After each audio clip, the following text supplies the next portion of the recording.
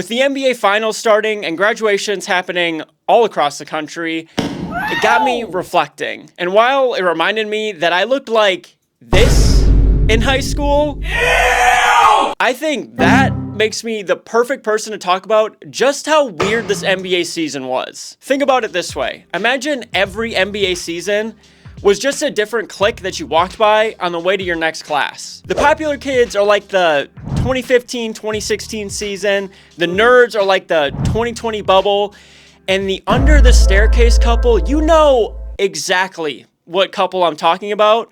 Those two perfectly represent this season. And to be very clear, this hasn't been a bad or boring season by any metric, but my God, did it reek of Big Macs and dog tails. What the fuck?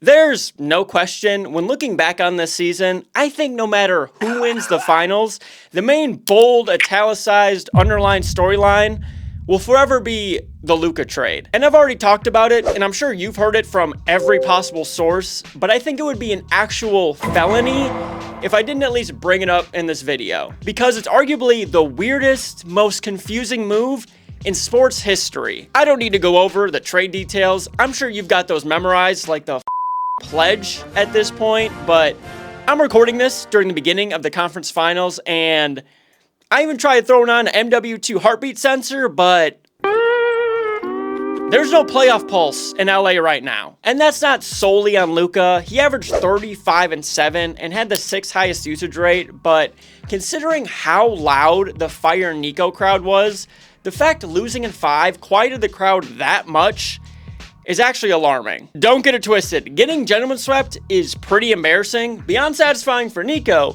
but again, I've touched on it before. The fact Nico didn't even try to shop him, That was sus. Not to mention, there wasn't a single leak during the 3 weeks of negotiating, which is beyond unheard of, especially in today's sports world. There's no Spider-Verse where this trade will ever make sense to me. And while the whole Luka situation is definitely weirder and gained more attention, the entire De'Aaron Fox saga still confuses me. Like, had that Luka trade not gone down just 2 days prior, I think we would have a whole different perspective on the De'Aaron Fox drama. I just don't know what the Sacramento was thinking at all this season. It was already questionable bringing in a 35-year-old DeMar on a 3-year deal in the offseason, but the front office in Sacramento continues to confuse me more and more every year. And at the time too, firing Mike Brown felt a bit out of place, especially because they quite literally extended him that previous offseason. But even more so than either of those two moves, what that front office thought was fair compensation for D-Fox is still mind-boggling. While Fox says he didn't request a trade, the Kings thinking they would have any shot in a loaded Western Conference with no point guard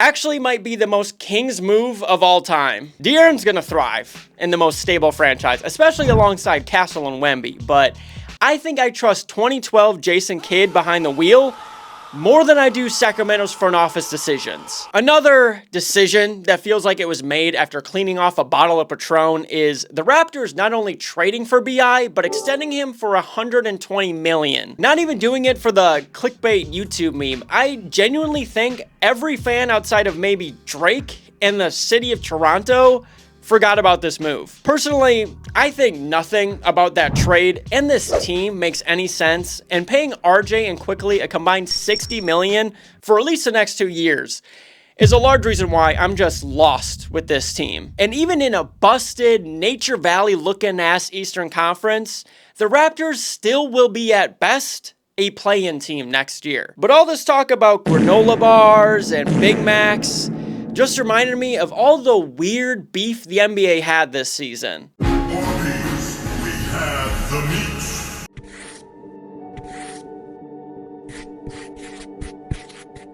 I'll let you take a steaming hot guess what happened as I was recording this video. Yeah.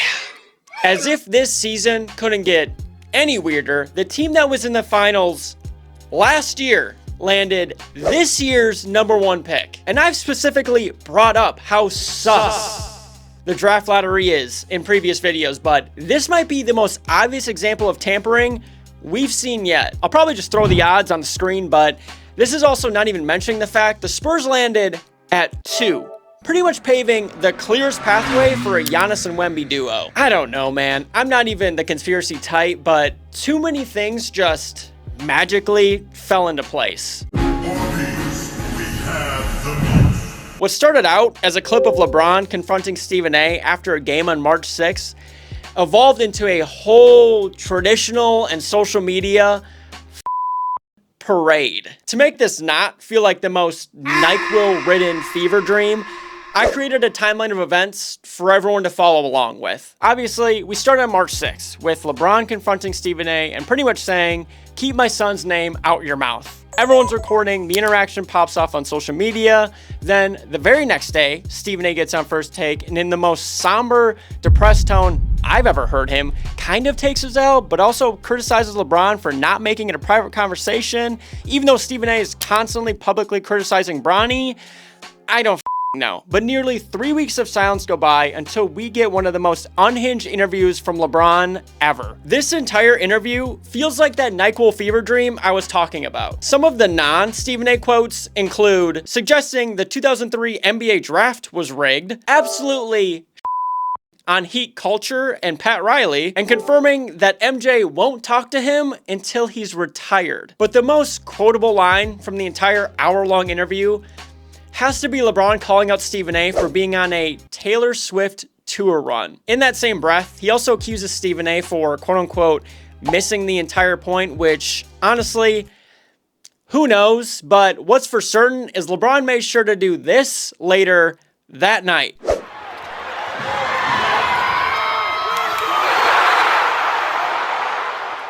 Without question, that's what inspired LeBron to post this Stephen A. Smith meme to his IG, with the caption being, "Womp, womp."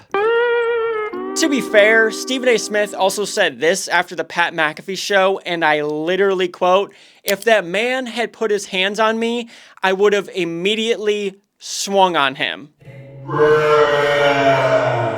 The entire thing is just brain rot. Like, even Brian Windhorst caught a gnarly stray from LeBron when he was on McAfee. Also, this might be as real as the beef used at McDonald's, but the rumored relationship between Jaime Jaquez and Eric Spoelstra's ex-wife was also the weirdest headline to see in late March. So while this season definitely gave Arby's a run for their money, the ratings are in, and my God, the Arby's in Glendale, Wisconsin might have outshined the league this year. Whopper, Junior, Double, Triple, Whopper, Flame Grill, taste with perfect toppers. If you've seen any of my previous content, it was probably either of these two videos, both of which focused heavily on the NBA's questionable, at best, production. So that's why I won't dive super deep into this topic, but during the first 2 months of this season and everything surrounding the NBA All-Star Game, during those two timelines, I don't think in my lifespan of watching NBA basketball, I've seen more people complain about TV ratings. And like mentioned, clearly that's including me. I made a whole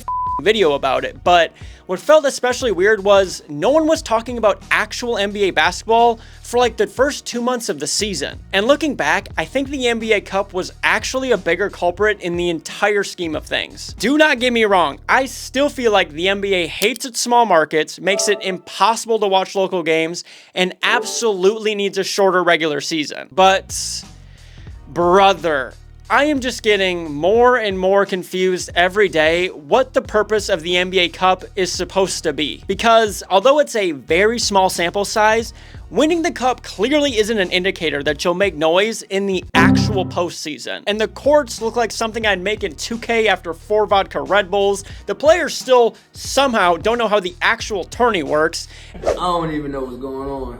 I don't even know how it works. I don't know anything, honestly. And the prize itself